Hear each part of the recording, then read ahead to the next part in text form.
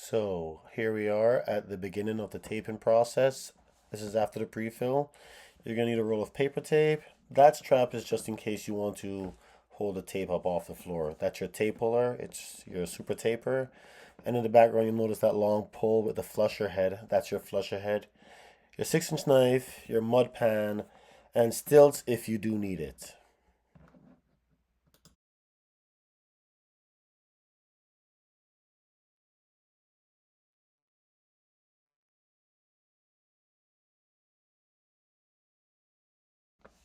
All right, so now that that's all assembled, you see here how I am pulling the tape in its wet form. This is wet taping, where we get the mud on the tape in advance and put it in a container, such as the bucket. I've got plastic in my bucket just for double precaution, but what you're looking at here is me going through the process of a half a bucket, maybe a full bucket of tape pre-ready to put on the wall.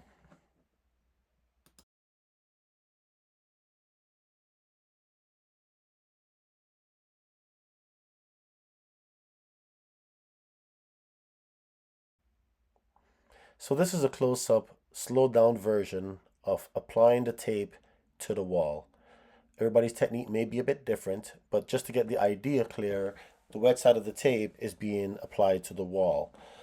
You want even coverage over your tape, and you just want to have a healthy technique of applying that tape as straight as possible. And when I say straight, I mean even against the joining point of the drywall, because you're sharing that weight, you're sharing the burden between the two drywall. The idea here is that the walls may shift, so enough tape will hold it together because the wood may shift.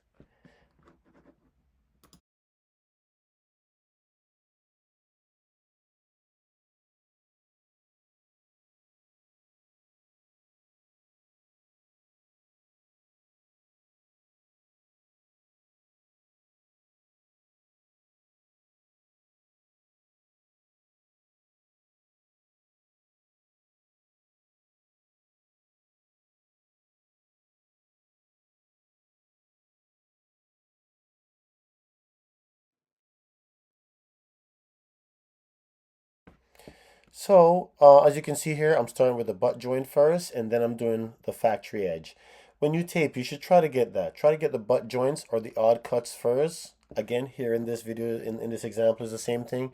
I'm trying to get all the butt joints or all the odd cuts out of the way first before I go ahead and do the factory edge. The factory edge will follow shortly, but I like to do the odd ends first for overlapping purpose. So when you're doing a big space with multiple walls connected together, multiple sheets connected together, you want to do the butt joints first.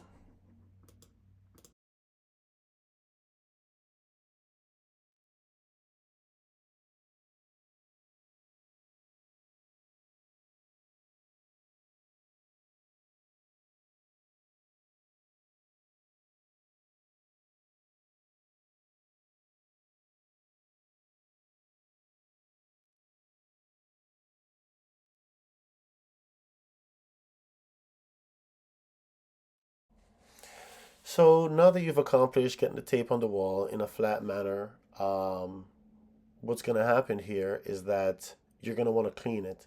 Cleaning process is all about flat. You'll notice the technique behind it here is, start off gentle and then go a little bit hard. Start off gentle and then go a little bit hard. You want to pass it over the surface, usually once, twice, even 3 times if you have to. But you want to start off gentle and go a little bit hard. And again, if your space is a big space, you can approach it, one wall at a time. You know, again, as you can see here, just start off gentle and just go over it. You'll notice also that I'm going to go back over the whole entire surface again. But the first time you pass over it is just more to reinforce the tape on the wall. I'm just trying to put it on the wall a bit more tighter than it is. The second time you pass over is to get all those rough edges out. And if you pass over the third time, it's kind of like double checking, finessing it up, right? But you start off gentle and then apply more pressure as you go along the second and the third pass. Anything more than that, you might take out too much glue, so be aware of that.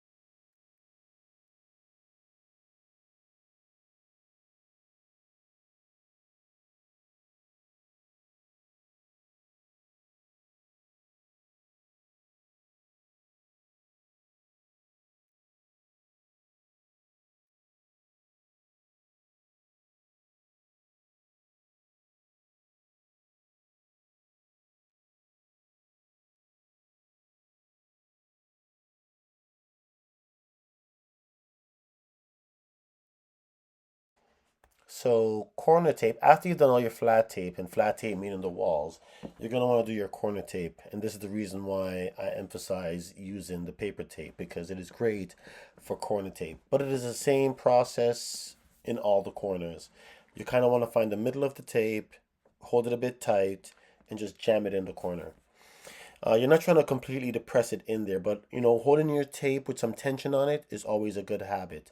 And the reason for that is that you don't have any bubbles or wrinkles. But this is the most important thing to remember is to put some tension on your tape and try to split it down the middle as even as possible.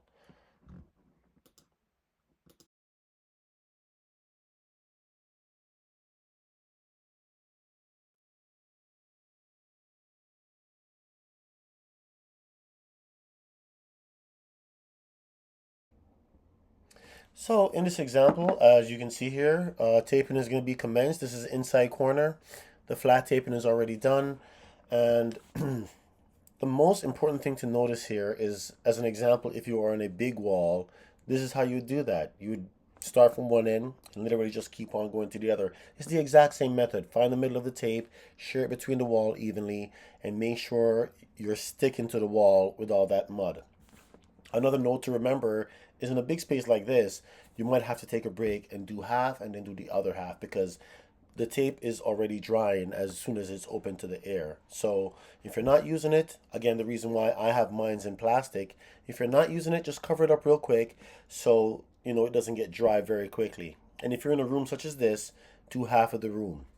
Again, another example right here. I like doing long runs because if you cut your tape, it's going to cause an interruption, and you'll probably notice that when the drywall is completely finished.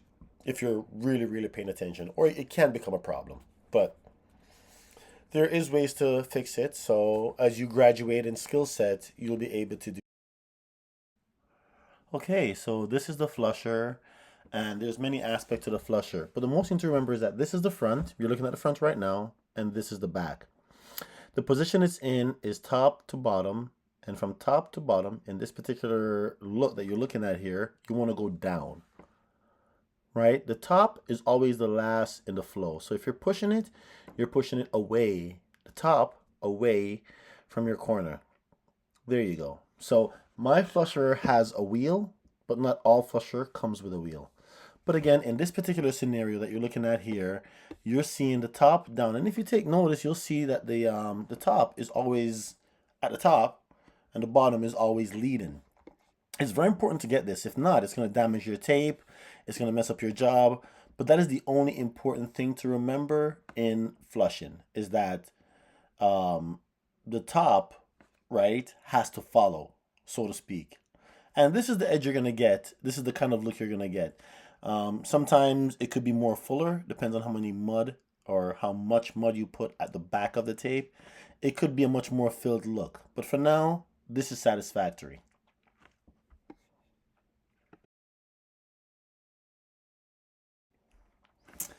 So now that you've seen how the flusher work, you can, take a look at what you're trying to aim at here. It's not a slow process at all. It's a very quick process. The only thing to remember is that you want to be, you want to go about it in layers. Let's say so. 1, 2, 3 pass is a good thing.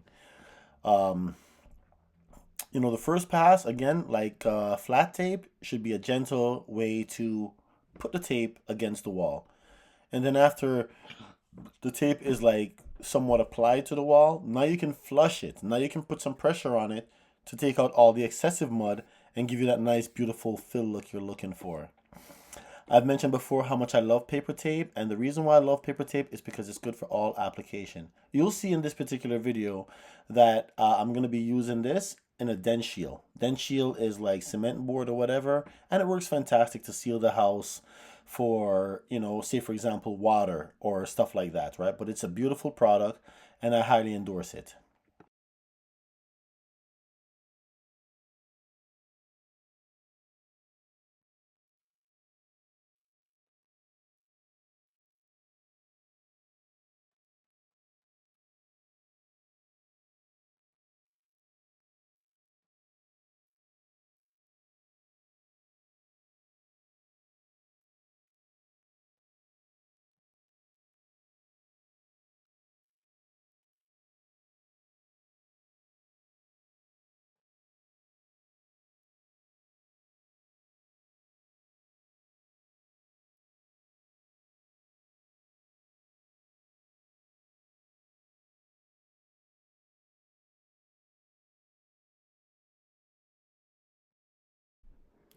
Once again, we are looking at a bigger space and how this flushing machine or flushing process works.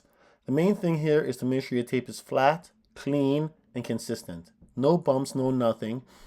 And nothing's wrong with tearing it. I've mentioned before tearing your tapes, but I just don't recommend it. I don't encourage you to cut your tape for no reason at all. If you can put a full length of tape on the wall, that's what you do. But, you know, the most important thing again is to keep on going over in terms of cleaning it. It's the most important. And look at this, we're at the end. This is what it looks like when it's dry. And once you get to this point, it's smooth sailing. I tell you, after this, the rest of the job is a joke.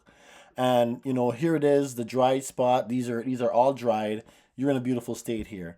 In this particular scenario, the corner bead is already done. That's something I'm going to go over a little bit later, but it's very, very doable. Again, dry tape, it's very important to know what it looks like. That's it.